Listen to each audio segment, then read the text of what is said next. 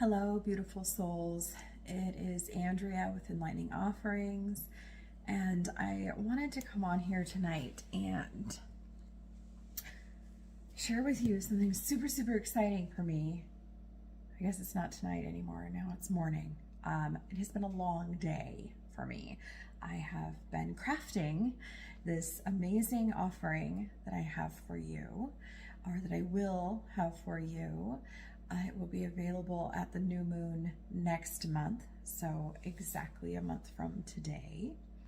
And it is something that I've talked about in previous videos, and it is my ritual that I crafted back in 2019.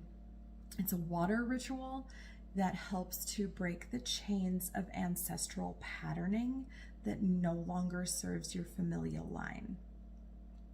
And so I crafted it tonight at the dark moon, which is best for releasing.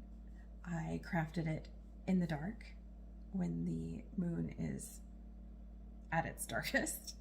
And I created it a little different than I did back in 2019. This time I used some different essential oils, and I added some rose petals for love, because I believe that this should be done out of a sense of love, self-love, love for those who come after you, love for those who came before you. I crafted, I'll show you. I crafted all these little beauties tonight. Aren't they amazing? So the cauldrons are the bath bombs. The candles here have obsidian and red jasper in them. The scrolls have two pieces inside. One is an explanation and one is the ritual words. Fascinating. It was fascinating. Obviously, I'm big on listening to intuitive nudges, right? And I had the nudge tonight to grab not only the obsidian little gems that I have, but the red jasper, which I haven't really worked with a lot. And I got out my most referenced book and looked under jasper. And red jasper says,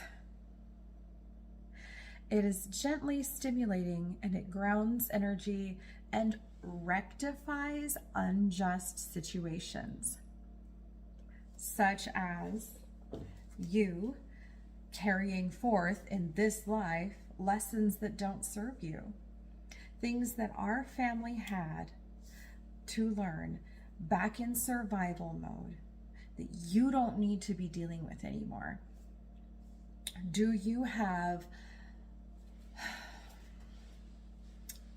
family traits of medical issues that the medical society says shouldn't be genetic? You might be dealing with family patterning. Do you create the same relationship mistakes that your parents did, your mother did, your father did? You might be dealing with genetic patterning. Things that don't make logical sense, that you know you shouldn't be doing, that you recognize that happens in your family. Those might be things that served previous generations that don't serve you. And it is time for humanity as a whole to empower themselves, to take ownership, to stand up in sovereignty of self and release all of that junk so that we can do the work that we came here to do, so that we can work on the things that we are meant to work on. Goodness, I am so hopeful that you buy these, not for the money, although there is the energetic balance involved of that for me, but for you, for humanity as a whole. We are crying out for this work to be done, to finally be done with that root chakra survival mode. We don't need that anymore. We, as a very good friend of mine said, we should be able to thrive, not merely survive. This will absolutely help with that, to clear out so much junk that doesn't serve you in a positive way, that doesn't serve your family, doesn't serve your sisters, your mom, your brothers, your best friends, anyone that you look at and you're like, what you're doing and what you're dealing with doesn't really make sense. And you do it over and over again, or there's no logical reason for it to be happening, or mysterious medical themes. If you look at a family and you see themes within their medical issues, there could be some genetic patterning that needs cleared there. So, as I was saying, I crafted it tonight on the dark moon. It will sit and charge and build all the juicy goodness all through the next full moon phase. And it will be available to you. I can ship if you need. I think I'm gonna price them at like $20. It's a beautiful ritual. Like I said, I've offered this before back in 2019. Every single person that actually did it came back to me without any prompting before Yule, so before the next turning of the wheel, and said, oh my gosh, I just had this amazing huge breakthrough, or this huge realization, or this huge thing shifted in my line. Like, every single person that did it had huge results, including myself. I'm gonna be totally honest. I'm not gonna offer you something I'm not doing myself. Yeah, because my stuff was the motivation for creating these things.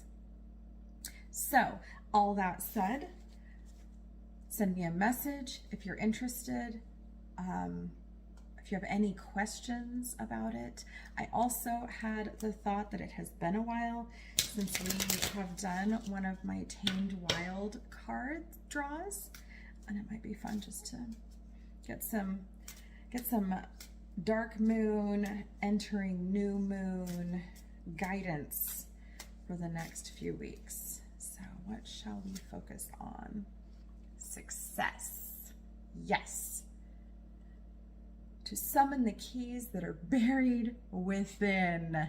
Yes, to summon the knowledge, the memory of your ancient purpose. You guys, to unlock the truth of your spirit, your essence, and your life, employ this card.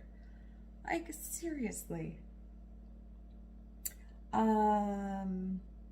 Keys have long been held as symbols of love, liberation, and power. They are seen as tools to unlock and step through that which has been previously unavailable to us. Talismans of initiation, keys provide opportunities to pass through new gates and plateaus into new and exhilarating ways of loving, living, being, and creating. New and exhilarating ways. So, gather items that represent the kind of success you're seeking, whether it's emotional, domestic, spiritual, financial, material, or a combination of them all. Include a literal key. It doesn't have to be an antique key, although the aesthetics may certainly add to the overall potency of the ritual. Finally, light a white candle to call your sleeping spirit out and into your divine work. Create a circle with all of the objects you gathered. Treat the circle as a compass. In the northernmost point, place objects related to material gain and financial security. In the southern quadrant, place items representing your passions, love, work, ambitions, etc.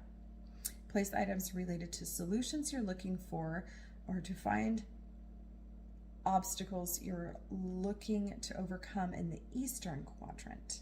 In the western quadrant, place objects representative of the emotional successes you'd like to receive or develop. Place the key in the middle of all of these objects.